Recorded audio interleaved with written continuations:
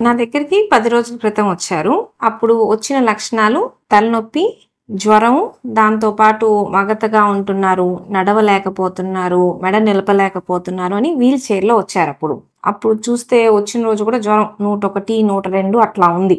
అట్లాంటి లక్షణాలన్నీ ఏ రోగం కింద వస్తాయంటే దీన్ని మెదడు వాపు వ్యాధి అంటాం. మెనింజైటిస్ లేకపోతే మెనింజోఎన్కెఫలైటిస్ అంటాం. దీంట్లో ఏంటి అంటే బ్రెయిన్‌కే ఇన్ఫెక్షన్ వచ్చింది అని, మెదడు చుట్టూ ఉండే పొరలకి, మెదడుకి ఇన్ఫెక్షన్ వచ్చినప్పుడు జ్వరం, తలనొప్పి, దాంతో పాటు మగతలోకి వెళ్ళిపోతా ఉంటారు. ఈ వ్యాధి అనేది మామూలుగా చాలా అరుదు, కామన్ గా వచ్చేది కాదు. ఆవిడలో మేము వెతికాం, అంతా బాగున్నారు కదా, ఎందుకు ఈ రోగం వచ్చింది అని. అప్పుడు మాకు తెలిసింది ఏంటి అంటే ఆవిడకి ఎప్పటి నుంచో చెవిలో ఇన్ఫెక్షన్ ఉంది. అంటే అప్పుడప్పుడు కొంచెం రసిలాగా చెవిలో రావడం, అప్పుడప్పుడు స్టిక్ పెట్టి క్లీన్ చేసుకోవడం, ఇట్లాంటివి ఉన్నాయన్నమాట. మామూలుగా ఇయర్ ఇన్ఫెక్షన్స్ అనేవి ఎక్కువ కాలం ఉన్నప్పుడు అది మెదడుకు వెళ్లే అవకాశం ఉంటుంది. దీన్ని మనం సిఎస్ఓఎం అంటాం, లాంగ్ స్టాండింగ్ ఇయర్ ఇన్ఫెక్షన్ అని. సో ఆవిడ మళ్ళీ ఈ చెవిలో పెట్టుకోవడం ఇదంతా యాక్చువల్లీ ఐడియల్గా మనం చేయకూడదు. చెవిలో ఏది పెట్టి క్లీన్ చేయడం అనేది కరెక్ట్ కాదు. సో ఇయర్ ఇన్ఫెక్షన్స్ కూడా బ్రెయిన్ వరకు వెళ్ళవచ్చు.